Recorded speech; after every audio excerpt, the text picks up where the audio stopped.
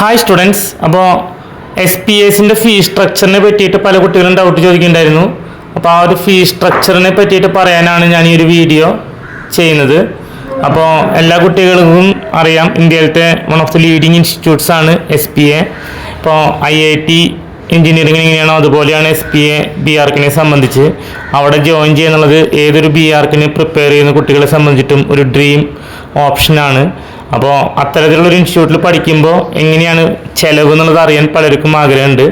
അപ്പോൾ SPA ഭോപ്പാലിൻ്റെ first year fees എന്ന് പറയുമ്പോൾ കഴിഞ്ഞ ഒരു വർഷത്തെ വെച്ചിട്ടാണ് പറയണത്. ഈവൺ സെമിസ്റ്ററിലും ഓഡ് സെമിസ്റ്ററിലും ഡിഫറെൻ്റ് ആയിട്ടുള്ള ഫീസാണ് വരുന്നത്.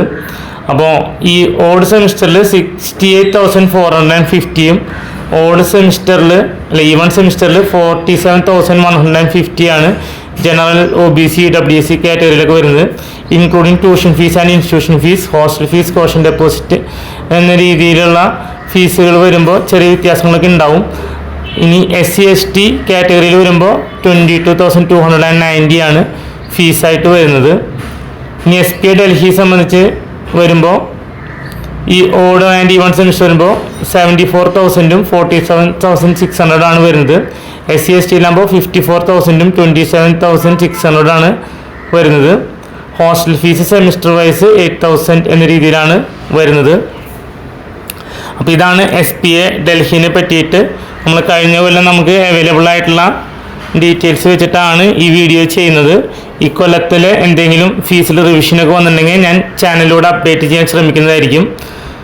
SPA വിജയവാഡ സൗത്ത് ഇന്ത്യയിലത്തെ SPA ആണ്. ജനറൽ OBC EWS കാറ്റഗറിക്ക് 95,000 ട്യൂഷൻ ഫീസും 30,000 ഹോസ്റ്റൽ ഫീസാണ് വരുന്നത്. Caution deposit 10,000, caution deposit hostel 10,000. അങ്ങനെ വരുമ്പോൾ ആ ഒരു എമൗണ്ട് ആയിരിക്കും ടോട്ടൽ ചെയ്തിട്ട് ഉള്ളത്. ഫസ്റ്റ് ഓഡ് സെമിസ്റ്റർ വരുമ്പോൾ 1,45,000 സംതിങ്ങും, ഈവൺ സെമിസ്റ്റർ ആകുമ്പോൾ അതിന് ചെറിയ വ്യത്യാസം ഉണ്ടായിരിക്കും. കോഷൻ ഡെപ്പോസിറ്റ് ഇതൊക്കെ വൺ ടൈം പേയബിൾ ആണ്. അത് കഴിഞ്ഞ് കഴിഞ്ഞാൽ പിന്നീട് എല്ലാ സെമിസ്റ്ററിലും കോഷൻ ഡെപ്പോസിറ്റ് പേയ്മെൻറ്റ് ചെയ്യേണ്ട ആവശ്യമില്ല. അപ്പോൾ ഇതാണ് റഫ്ലി വരുന്ന ഒരു fees structure of SPA Vijayawada. അപ്പോൾ ഇത്രയും കാര്യങ്ങളൊക്കെ നമ്മൾ അറിഞ്ഞിരിക്കണം. ഈവൺ IITസിൽ എഞ്ചിനീയറിംഗ് ചെയ്യുമ്പോഴും സിമിലർ ആയിട്ടുള്ളൊരു ഫീസ് സ്ട്രക്ചറൊക്കെ തന്നെയാണ് വരുന്നത്. നമ്മുടെ നാട്ടിലത്തെ ഗവൺമെൻറ് കോളേജായിട്ട് കമ്പയർ ചെയ്യരുത് SPAസിൻ്റെ ഫീസ് സ്ട്രക്ചറിനെ.